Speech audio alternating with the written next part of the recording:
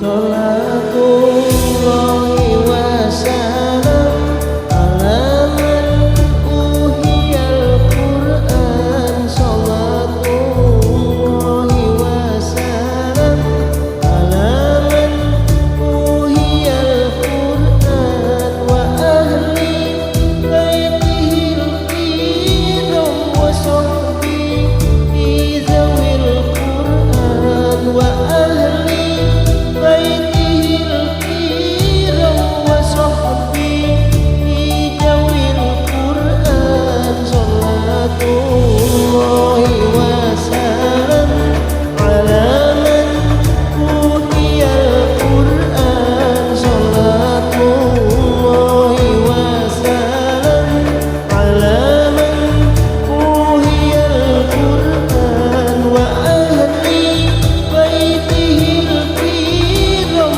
wa sahbihi zawil Qur'an wa ahli baitihil kiram wa sahbihi zawil Qur'an.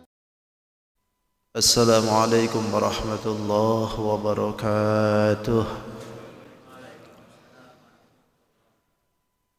Bismillahirrahmanirrahim. Alhamdulillahi rabbil alamin wa bihi nasta'inu ala umuri dunya waddin. Wassalatu wassalamu ala asyrafil anbiya'i wal mursalin sayyidina wa maulana Muhammadin al-amin. اللهم صل وسلم وبارك على هذا النبي الكريم وعلى آله وأصحابه والتابعين لهم أجمعين.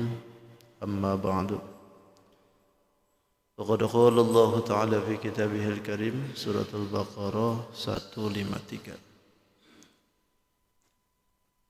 أعوذ بالله من الشيطان الرجيم. بسم الله الرحمن الرحيم. يا أيها الذين آمنوا استعينوا بالصبر والصلاة إن الله مع الصابرين. ولا تقولوا لمن يقتل في سبيل الله أموات بل أحياء ولكن لا تشعرون. لنبلونكم بشيء من الخوف والجوع ونقص من الأموال والأنفس والثمرات وبشر الصابرين الذين إذا أصابتهم مصيبة قالوا إنا لله وإنا إليه راجعون. أولئك عليهم صلوات من ربهم ورحمة وأولئك هم المهتدون.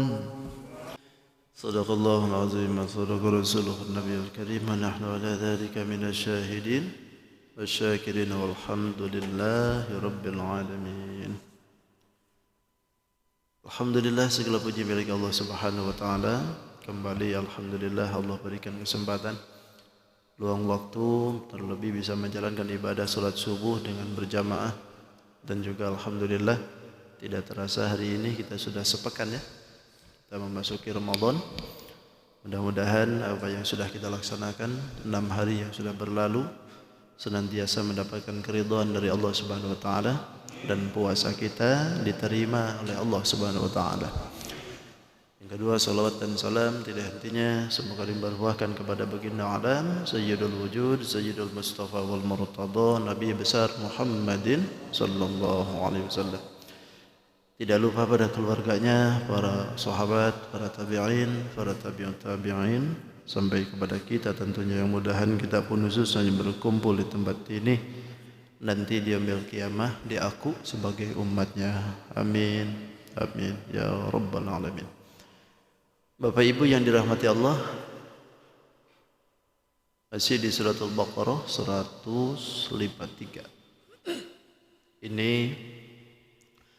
akan menjelaskan tentang masalah sabar nih ya. Sabar menghadapi segala ujian dalam menegakkan kebenaran itu. Dalam segala hal itu memang kesabaran ini perlu ada, walaupun dalam kebaikan. Karena kadang-kadang dianggap baik oleh kita, kadang-kadang juga di situ ada juga keburukan. Maka sabar ini memang harus jadi dasar untuk kita. Dalam Al-Quranul Karim, Allah perintahkan kita untuk menghadapi itu dengan kesabaran. Kata Allah, Bismillahirrahmanirrahim, wallahu a'lam bi haqiqatil murad. Ya ayyuhalladzina amanu, wahai orang-orang yang beriman, ista'inu, mintalah pertolongan kalian, bisabri, dengan sabar, wassalati, dan salat. Innallaha, sesungguhnya Allah, ma'as sabirin, beserta orang-orang yang sabar. Wala taqulu, dan janganlah kalian mengatakan, liman, bagi orang, yuqtalu, yang terbunuh, fi sabilillah, di jalan Allah itu, amwatun, mati. Bal ahya'un, bahkan mereka itu hidup. Walakin la tash'urun, tetapi kalian tidak mengetahuinya. Wala nabluwannakum, dan sungguh kami akan uji kalian, kata Allah, bisyai'in, dengan sesuatu, minal khawfi, dari ketakutan, wal ju'i, dan kelaparan, wa naqsim minal amwal, dan kekurangan harta, wal anfus, dan juga jiwa, was samarat, dan buah-buahan, wa basyir, dan beritakanlah kabar gembira, as-sabirina, kepada orang-orang yang sabar. Siapa yang sabar itu? Alladzina idza asabathum, yaitu orang-orang yang ketika ditimpa mereka itu musibatun, musibah, qalu, mereka berkata, inna, sesungguhnya kami, lillahi, milik Allah, wa inna, dan kami, ilaihi, kepada Allah, raji'una, akan kembali.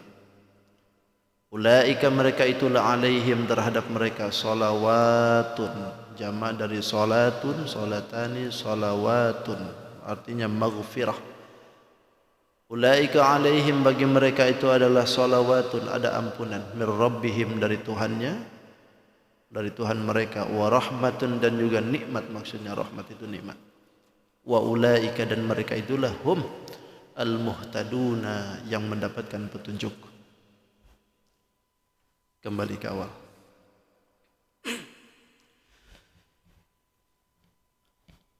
Dalam ayat terakhir kemarin ya, ada disinggung sedikit bahwa ketika orang berzikir itu ada macam-macam tujuan. Ketika berzikir, yang kemarin ada sempat kita membicarakan tentang zikirnya. Ada macam-macam tujuan di dalamnya itu. Ada yang berzikir hanya urusan duniawi aja. Ada orang yang berzikir karena memang pengen selamat masuk surga, selamat dari neraka. Ada orang yang berzikir maksudnya itu hanya bersyukur aja atas diciptakannya dirinya oleh Allah. Nah, ini tentu dari segi qasdunya atau pertujuan daripada zikir itu mempunyai nilai tersendiri dalam berzikir. Andaikan orang itu berzikir, mau zikir, tapi tujuannya ini duniawi aja.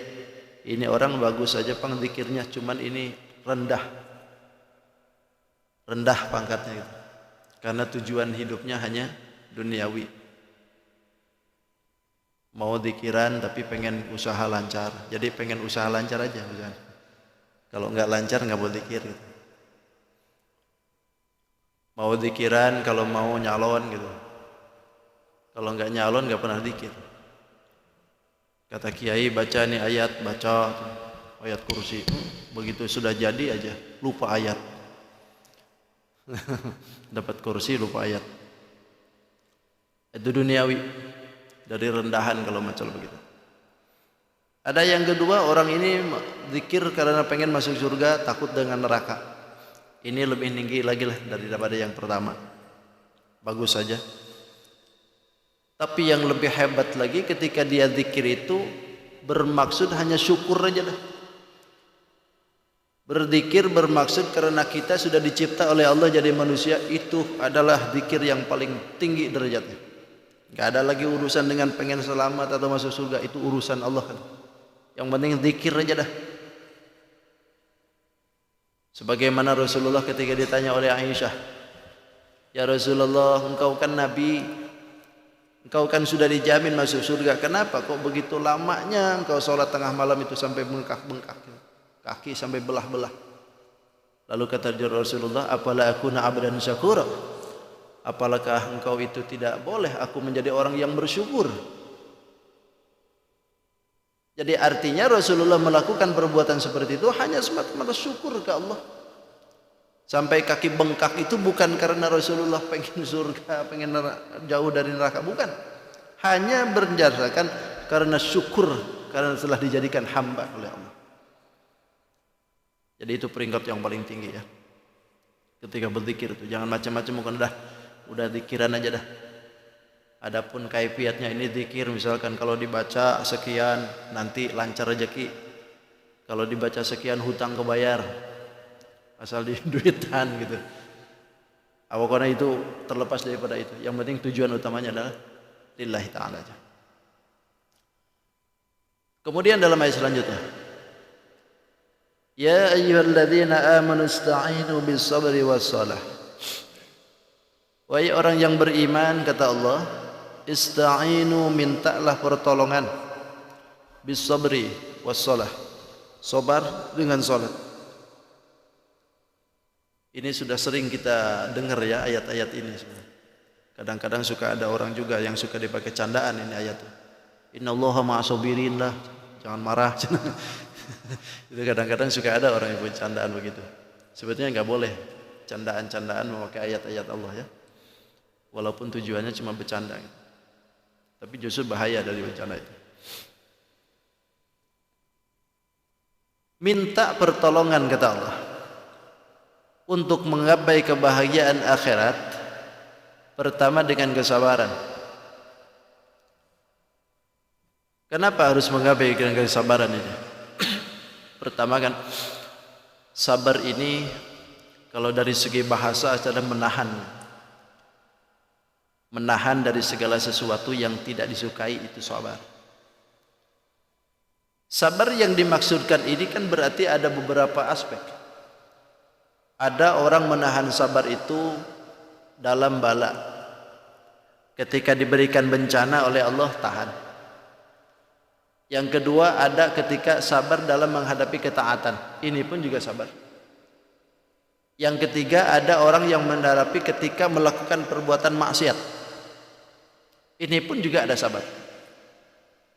Cuman perbedaannya, ketika kita melakoni sabar dalam ketaatan, berarti selamanya kita harus menghadapi kesabaran itu atau menaati itu memakai kesabaran.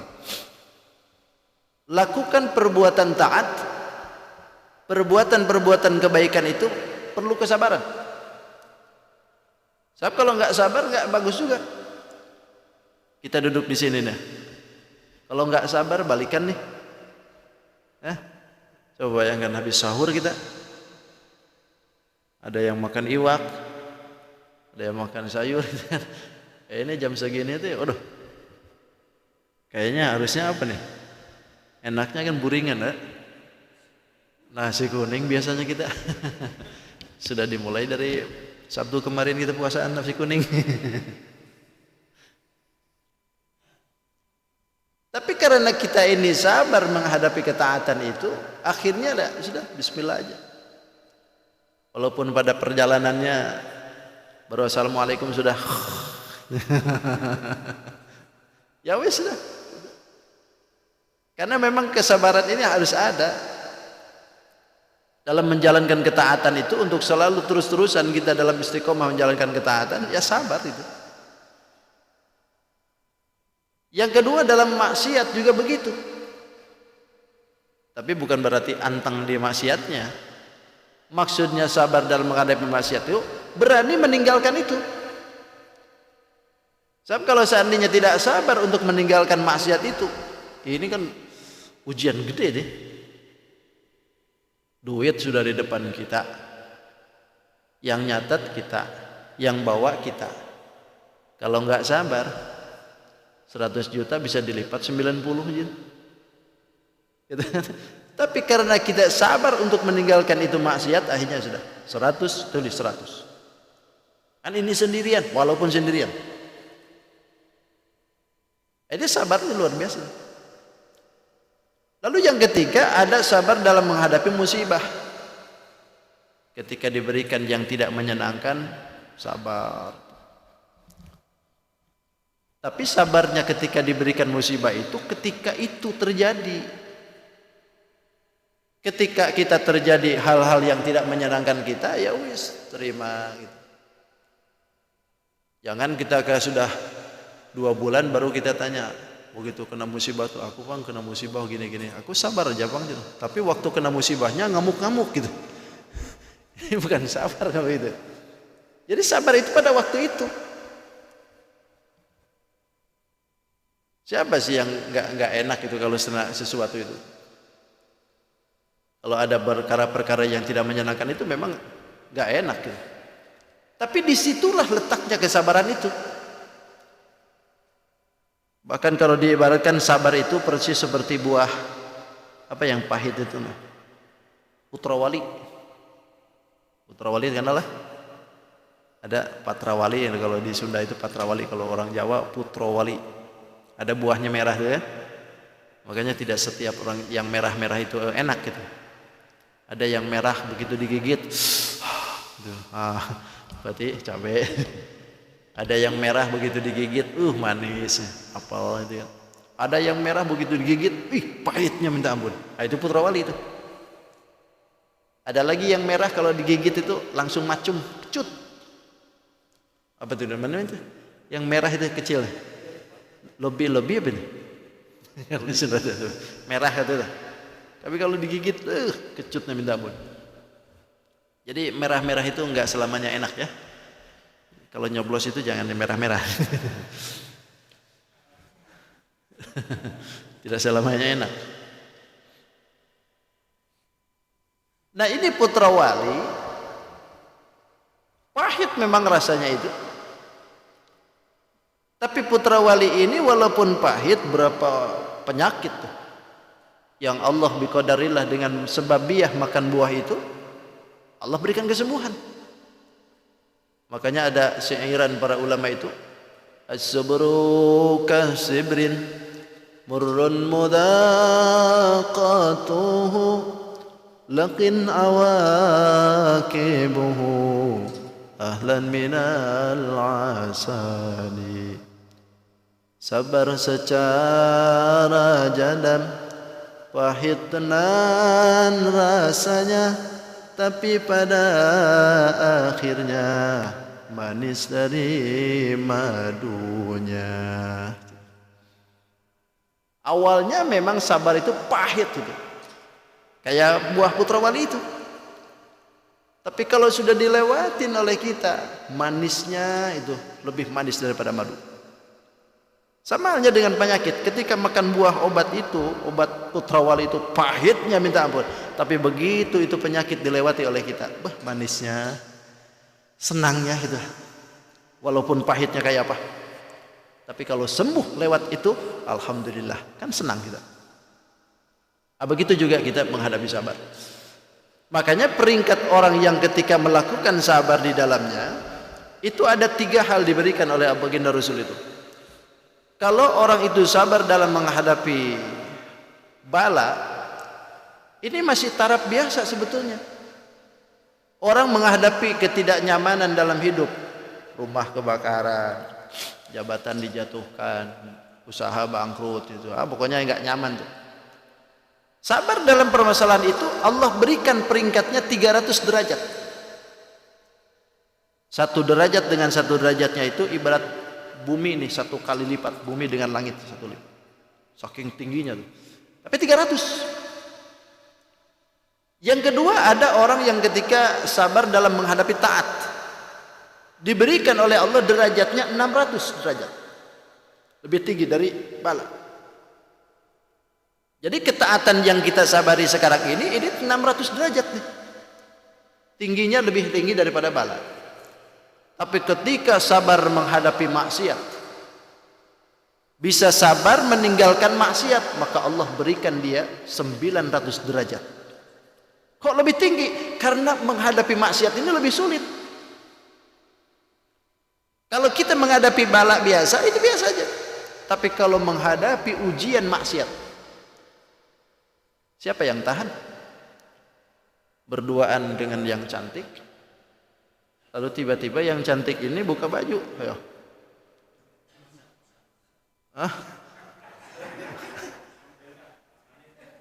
Coba.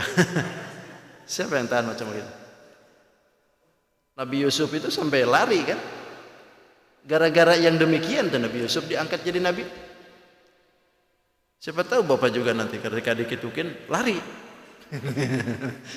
Diangkat jadi wali.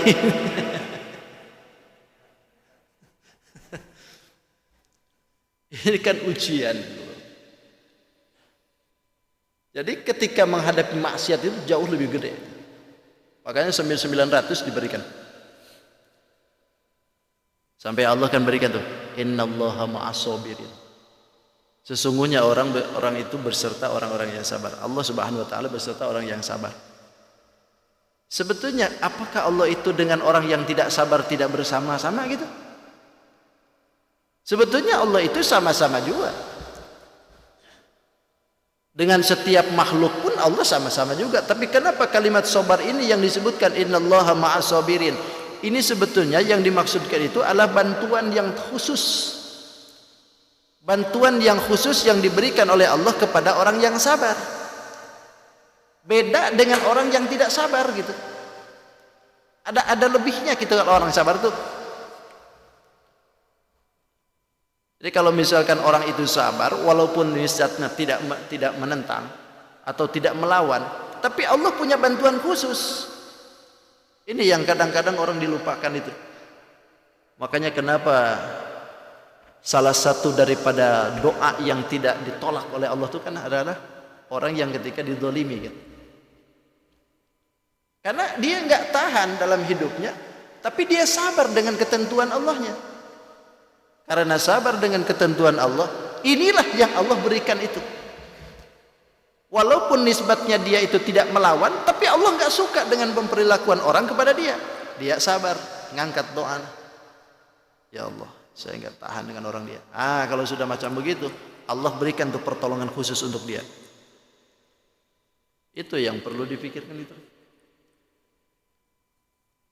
Makanya jangan dikira orang yang tidak mampu itu tidak berdaya apa-apa dengan kita. Tapi justru bisa jadi orang yang tidak mampu itu ketidakberdayaan dirinya, tapi dia punya doa dengan Allah. Ini yang kadang harus dijadikan oleh kita tuh perhatian. Jadi ada ma'iyah gitu, pertolongan khusus yang diberikan kepada orang yang sabar. Tapi bukan berarti Allah itu enggak sabar, Allah jauh gitu, enggak. Setiap manusia pun Allah bersama. Tapi ketika ada orang yang sabar, ini memberikan pertolongan khusus bagi mereka. Bantuan khusus, pertolongan, dukungan gitu kan, kita Allah berikan. Sampai seperti itu. Lalu yang kedua, sholat. Sholat juga sama ini. Sebagai sarana untuk meningkatkan kesabaran juga kita nih. Minta juga pertolongan dengan Allah dalam sholat. Karena sholat ini pun juga sama, ini jalan untuk kita menghadapi kesabaran. Jadi simpulnya dua hal ini jangan dilewatkan dah. Jadi sholat dengan sabar ini harus sama-sama. Ada orang yang sabar tapi nggak pernah sholat. Ada yang sabar nggak pernah sholat. Ini nggak bisa. Orang yang sholat aja belum tentu sabar. Apalagi yang nggak sabar katanya aku sabar aja pun, tapi nggak pernah sholat. Nggak bisa. Jadi dua hal ini nggak bisa dipisahkan ini. Bahkan orang yang sabar itu sampai disebutkan dalam hadis qudsi itu, wala yazalul abdi yataqarrabu alayya bin nawafili hatta ahabbahu. Tidak akan pernah berhenti hambaku, kata Allah, yataqarrabu alayya bin nawafili hatta ahabbahu, untuk mendekatkan dirinya kepadaku dengan nilai-nilai kebaikan, nilai-nilai sunnah, hatta ahabbahu, sampai aku cinta dengan dia. Ini disebut sabar nih. Orang yang sabar itu tidak akan berhenti mendekatkan diri dengan kebaikan kepada Allah sampai Allah cinta dengan dia. Ketika Allah cinta dengan dia, fa idza ahbabtuhu kuntu sami'ul ladzi yasma'u bihi. Ketika Allah sudah cinta kepada dia, maka kata Allah, kuntu sami'ahul ladzi yasma'u bihi, maka aku akan menjadi pendengarannya ketika dia mendengar. Wa basarahu alladhi yubsiru bihi, dan aku, kata Allah, akan menjadi penglihatannya ketika dia melihat.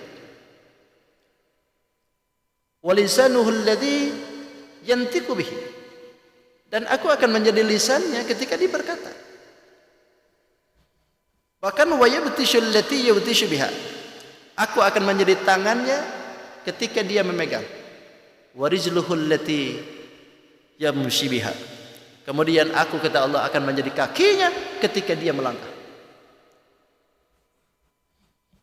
Kira-kira paham gak nih hadis? Seolah-olah Allah ada kaki dia gitu kan. Sebetulnya begini. Sudah selesai? Belum. Yang dimaksudkan dari hadis qudsi ini, ketika orang itu sudah sabar, dalam perilaku hidupnya itu selalu didampingi oleh Allah, sehingga apa yang dilakukan oleh dia Allah jaga. Jadi ketika dia melihat, Allah jaga pandangannya. Ketika dia mendengar, Allah jaga telinganya. Ketika dia itu berkata, Allah jaga perkataannya. Ketika dia memegang, Allah jaga perkataan dan pegangannya. Dan ketika dia melangkah, Allah jaga langkahnya. Segala perkara yang dilakukan oleh orang itu akan dijaga oleh Allah, sehingga tidak terjadi hal-hal yang tidak diridai oleh Allah Subhanahu wa taala. Sehingga dijaga. Berkata apa itu? Melakukan perbuatan pendekatan diri dengan Allah melalui sabar. Tidak akan berhenti dia melakukan perbuatan baik sampai Allah cinta dengan dia. Hebatnya ketika Allah sudah cinta dengan orang yang macam seperti ini, Allah jaga perilaku hidupnya. Makanya kita berarti ada mafhum. Saya ini sudah sholat, saya sudah puasa, tapi kenapa saya ini berani melakukan perbuatan maksiat?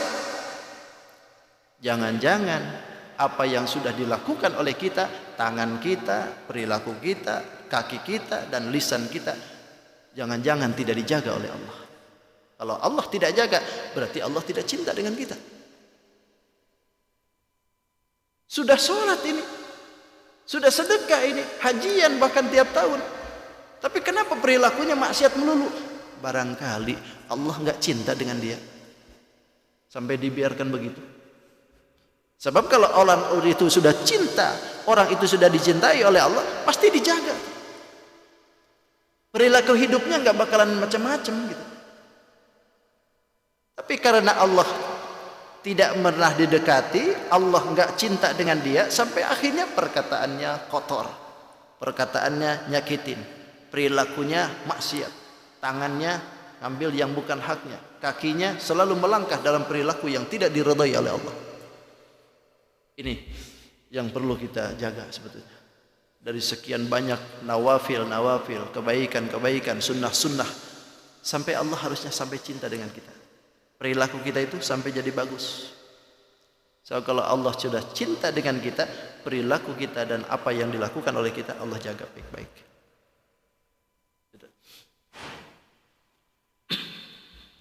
Kadang ada orang juga, Pak Ustadz, saya ini heran juga dengan tetangga. Kenapa? Dia kan sudah berkerudung, Pak Ustadz. Majelis taklim kemana-mana, tapi itu cara ngomongnya itu, Pak Ustadz. Nah ini nggak heran sebetulnya. Apa yang dia pertanyakan oleh mereka yang seperti itu tuh nggak heran saya. Bisa jadi apa yang dilakukan oleh dia tuh Allah belum cinta dengan dia. Karena mungkin kebaikan-kebaikannya hanya kamuflase aja. Mau berkerudung lantaran pengen disebut alim gitu kan. Rajin ke masjid karena malu sama tetangga gitu. Bukan karena lillah gitu. Bukan berangkat dari hati nurani. Mau bersedekah karena pengen diumumkan gitu. Kalau nggak diumumin nggak mau lagi. Jadi itu perilaku-perilaku seperti itu tuh yang membuat kita jauh dari Allah. Tapi ketika ikhlas itu ada, insya Allah. Terus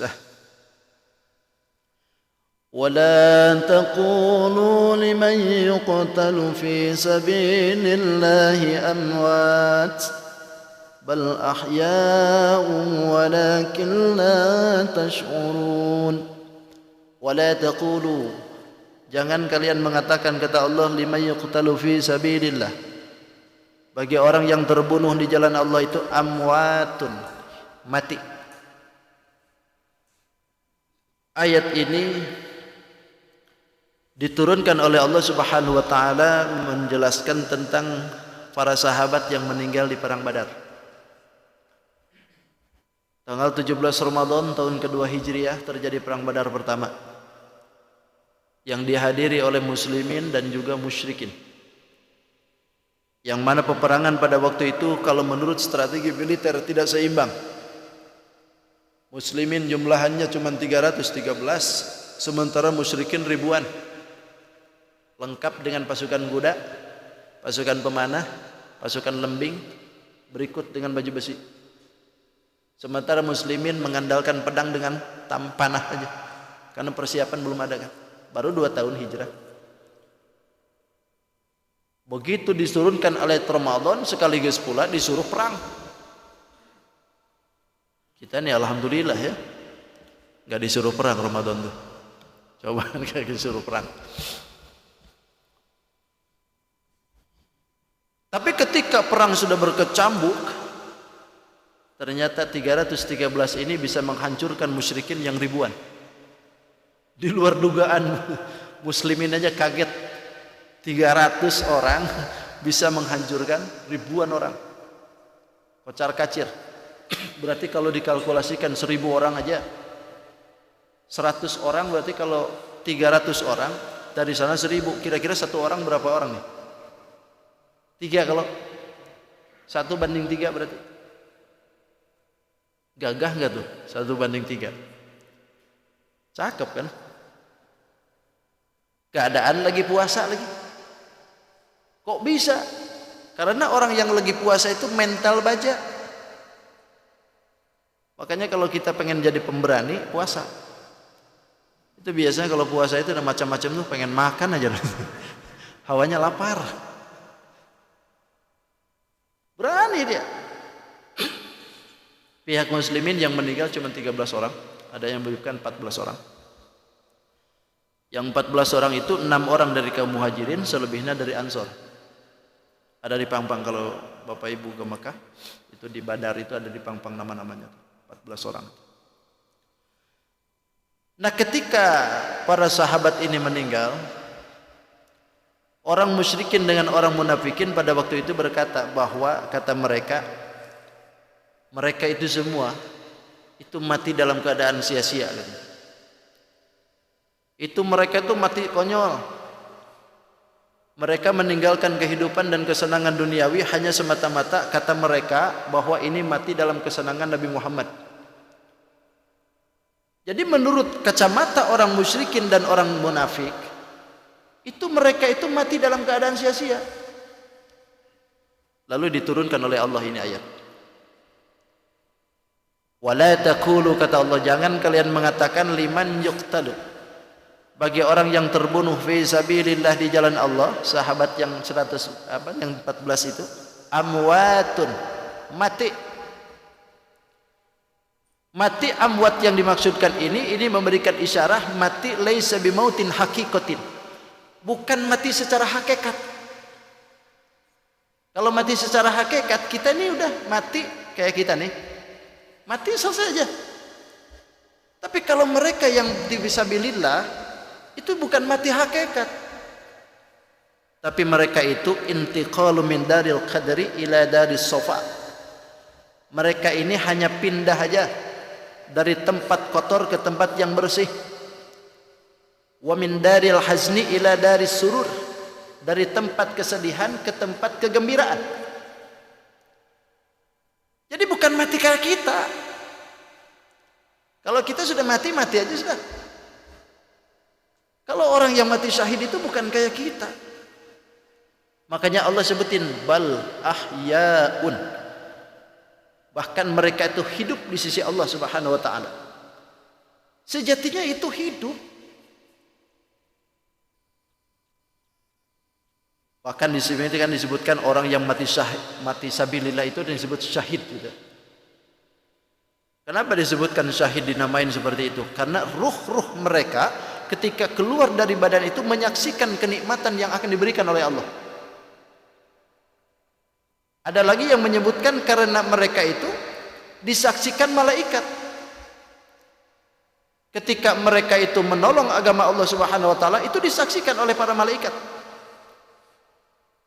Sehingga ketika mereka itu gugur di medan itu, mereka disaksikan oleh malaikat.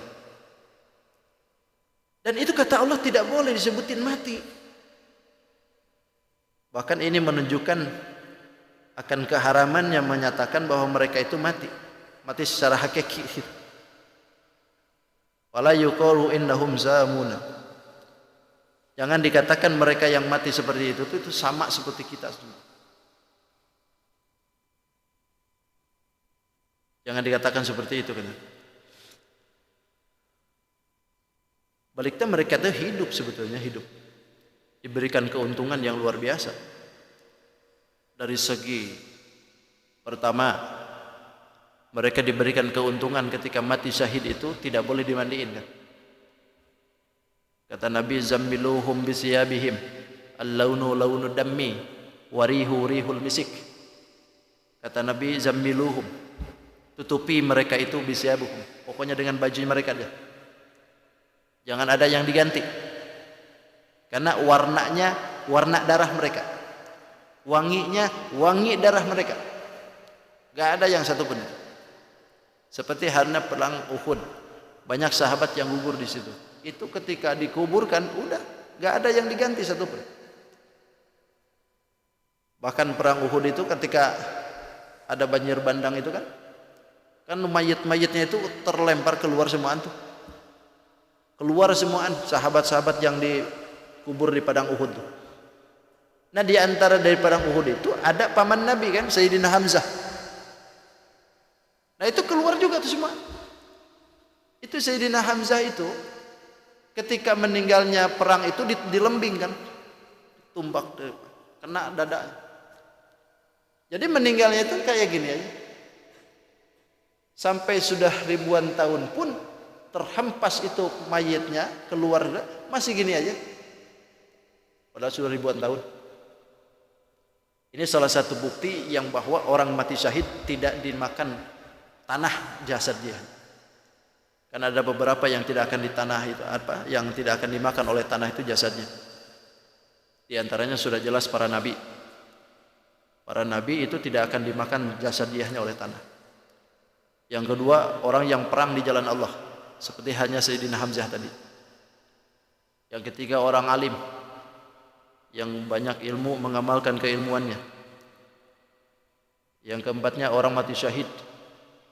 Syahid bisa jadi kategori syahid dalam peperangan, atau syahid dalam membela agama, syahid dalam menolak keluarga, syahid dalam membela kehormatan, syahid dalam membela bangsa dan negara, itu juga kategori seperti itu. Lalu siapa lagi? Wahafidil Quran, orang yang hafal Quran. Hafal Quran diamalin juga, bukan hanya hafalnya. Kalau hafalan aja banyak, hafal Quran tapi diamalin juga. Mana lagi? Muadzin. Muadzin yang karena lillah, itu nanti diberikan oleh Allah, jasadnya tidak akan dimakan ulat, diutuhkan oleh Allah. Makanya adzan itu rebutan kalau bisa, ya. Jasad kita kalau orang tukang adzan itu nanti di yaumil qiyamah itu tenggorokannya agak panjang sedikit. Itu tukang adzan tuh nanti diperlihatkan, tapi bukan kayak onta, bukan. Ini saking menggambarkan kelebihannya orang yang muadzin. Mana lagi? Perempuan yang membela kehormatannya, mau diruda paksa misalkan nih, lalu dia berontak, dibunuh, itu syahid, asal muslimah, syahid. Lalu siapa lagi? Orang yang dibunuh secara zalim, pokoknya ini orang dimatiin aja, suntik mati, padahal dia tidak punya apa-apa, tidak pernah punya musuh, lalu dibunuh oleh dia. Ini kategori masalah mati syahid. Bisa jadi nih yang meninggal corona nih, ya. Banyak orang yang dinyatakan corona padahal bukan corona. Lalu ada lagi yang mati yang tidak dimakan ulat tuh, orang yang mati hari Jumat atau malam Jumat, kategori syahid mungkin. Asal lagi ibadah, malam Jumat lagi mabok, mati, konyol. Lagi ibadah maksudnya. Lagi ibadah hari Jumat atau malam Jumat dalam keadaan suci, bagus, muslim, lalu dia meninggal, itu insya Allah syahid, jasadnya tidak akan dimakan ulat.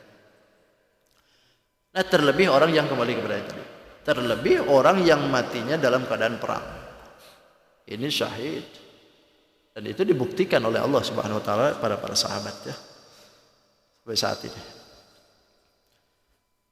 Nah, ini orang yang seperti ini itu dijamin oleh Allah, tidak diperkenankan mereka itu disebutkan mati secara hakikat. Makanya ketika matinya pun tidak diperkenankan untuk dimandiin, pokoknya kuburin aja langsung. Loh, itu para nabi kok dimandikan? Para nabi kan dimandikan tuh. Kalau para nabi itu dimandikan, itu ta'ambudiyah, itu menggelarkan hukum ibadah atau litasyiru syariat, karena untuk menggelarkan hukum syariat. Nabi aja dimandiin, apalagi kita, itu untuk menggelarkan syariat saja. Tapi pada akhirnya semua akan diberikan keistimewaan yang masing-masing dari makom itu. Walakin la tash'urun, tetapi mereka tidak mengetahuinya. Dikira orang yang mati syahid itu mati biasa aja seperti kita gitu. Padahal tidak. Bahkan keistimewaannya mereka itu diberikan oleh Allah Subhanahu wa taala lewat lisan baginda Nabi. Ruhnya saja, ruhnya orang yang mati syahid itu kan sudah berada di dalam surga tuh. Kan ada pertanyaan, kalau sudah mati itu ruh kemana? Kata saya, nggak tahu, saya juga belum mati. Yang nanya saya. Tapi itu bisa dijawab oleh ilmiah. Pertama begini, orang yang ruhnya orang mukmin yang turut kepada Allah Subhanahu wa taala tapi tidak syahid. Ruhnya orang mukmin yang tidak syahid itu diberikan keistimewaan di luar surga. Di luar surga, percisnya di barzakh. Maka akan disebutnya alam barzakh, gitu kan? Alam barzakh itu di mana? Itu di luar surga. Makanya kalau orang yang mati kan didoainya raudhatun min riyadil jannah, taman daripada taman-taman surga, kan gitu. Karena memang ini alam barzakh. Orang yang mukmin meninggal tidak syahid tapi dia ahli ibadah, ditaruh di luar surga. Sehingga dengan orang itu melihat di taman-taman surga, sehingga sampai ribuan tahun sekalipun tidak terasa. Di alam kuburnya itu tidak terasa. Jadi begitu terjadinya kiamat nanti dikumpulkan, aduh, Siapa yang bangunin ini? Baru aja tidur gitu. Padahal sudah ribuan tahun. Saking nikmatnya. Yang kedua, ada ruhnya orang yang ahli durhaka, kafirin. Ahli durhaka. Kalau mereka itu ruhnya ditaruh di dalam masjunah. Masjunah itu penjara. Sehingga la tasarrufu laha. Itu ruhnya tidak bisa bergerak.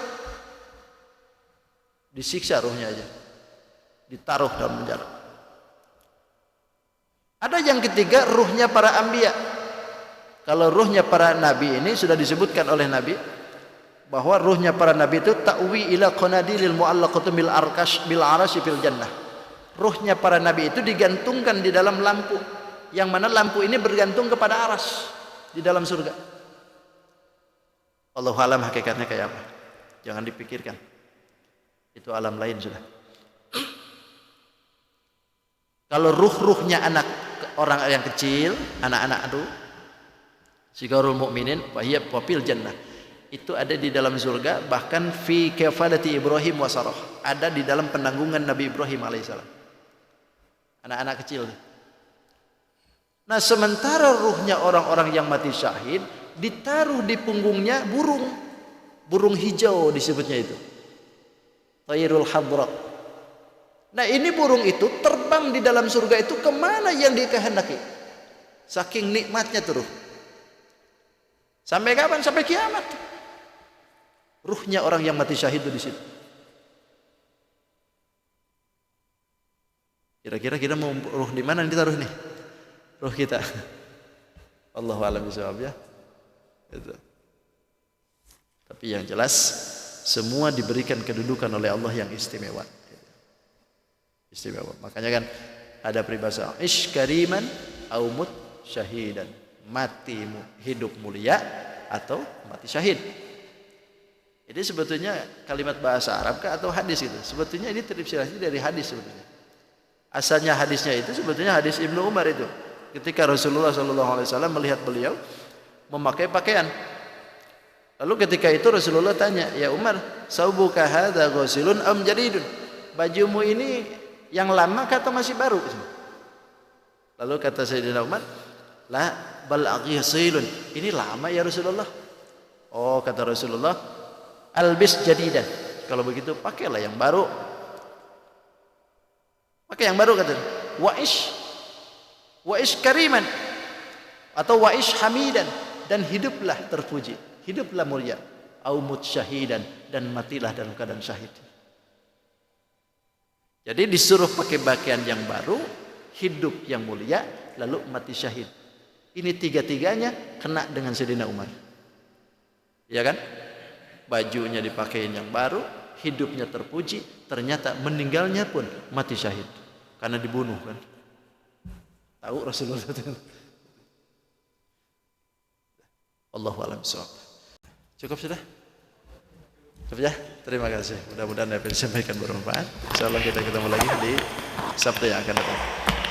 Hadanallahu iyyakum ajma'in. Assalamualaikum warahmatullahi wabarakatuh. Allahumma shalli wa sallim ala sayyidina Rasulillah ajma'in. Bismillahirrahmanirrahim. Wassalatu wassalamu ala asyrafil anbiya wal mursalin sayyidina wa maulana Muhammadil amin. Allahumma rabbi anfa'na bima 'allamtana, rabbi 'allimna alladhi yanfa'una. ربي فقهنا وفقها لنا وقربت لنا في ديننا توسلنا بتعلم توسلنا بتعليم أنت رزقنا الواسع وأنت رزق الآمنة ربنا آتنا في الدنيا حسنة وفي الآخرة حسنة وقنا عذاب النار والحمد لله رب العالمين تقبل الله منكم